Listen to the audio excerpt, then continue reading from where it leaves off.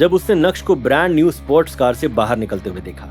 Mummy जी केम छो, मजामा या खूब मजामा थी।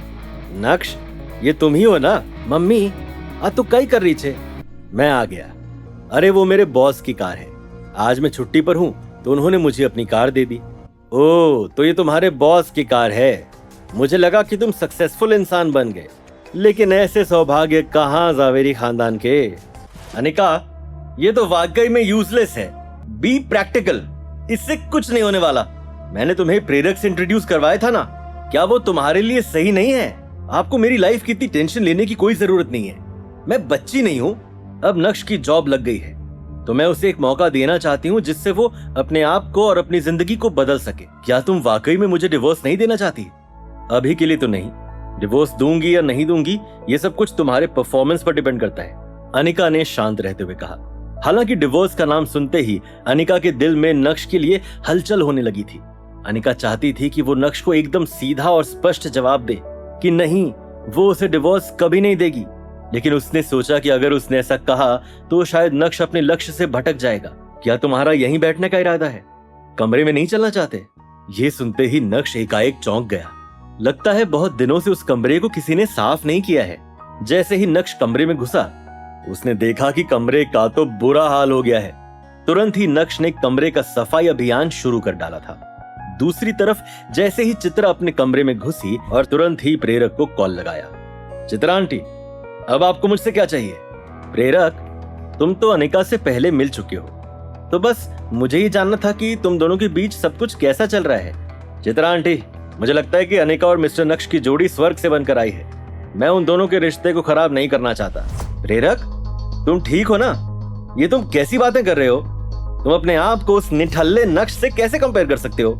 चित्रा आंटी, अगर आपकी मुलाकात कभी मिस्टर नक्श से होती है तो उन्हें प्लीज मेरी तरफ से कहना कि मैं चाहता हूं कि वो और अनिका हमेशा एक दूसरे के साथ रहें। चलिए, मुझे थोड़ा काम है, मैं आपसे बाद में बात करता हूं। चित्रा को कुछ भी समझ में नहीं आ रहा था कि अचानक से प्रेरक को क्या हो गया है।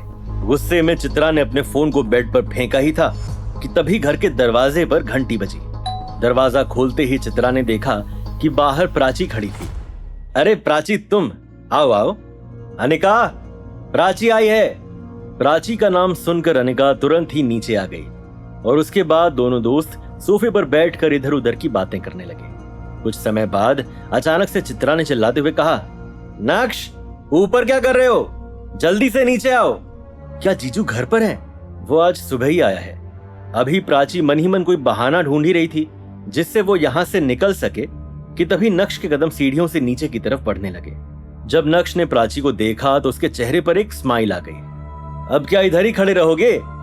दिख नहीं रहा कि घर में मेहमान आए हैं? जल्दी से प्राची के लिए चाय बनाओ। जीजू, आपको इतनी तकलीफ करने की कोई जरूरत नहीं है, मैं घर से चाय पीकर आई हूँ।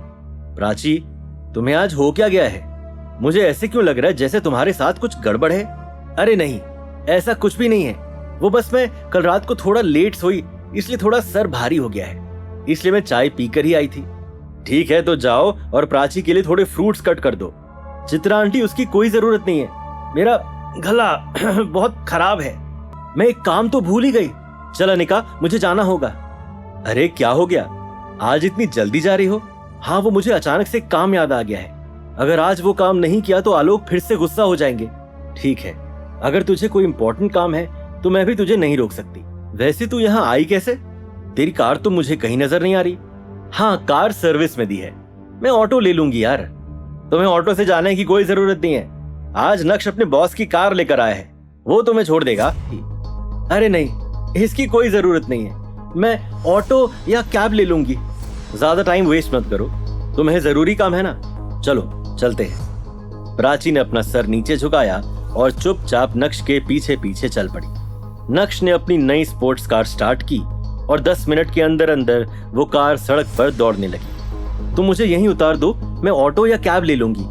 क्या क्या कहा तुमने? क्या तुम भूल गई उस दिन जो कुछ भी हुआ था? नहीं जीजू, बहुत बढ़िया।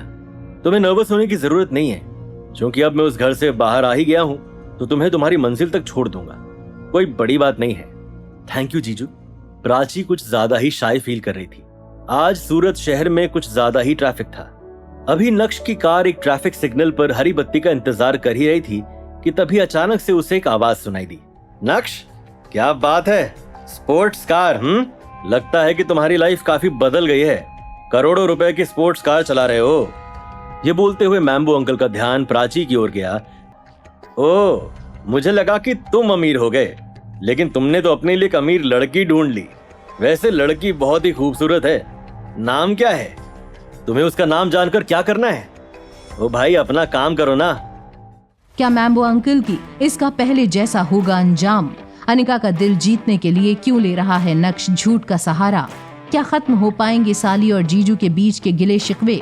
ये जानने के लिए देखिए अगला एपिसोड सिर्फ पॉकेट एफएम के YouTube चैनल पर, और इंस्टा एम्पायर के सारे एपिसोड्स को सुनने के लिए डिस्क्रिप्शन में दी गई लिंक से डाउनलोड कीजिए पॉकेट एफएम ऐप।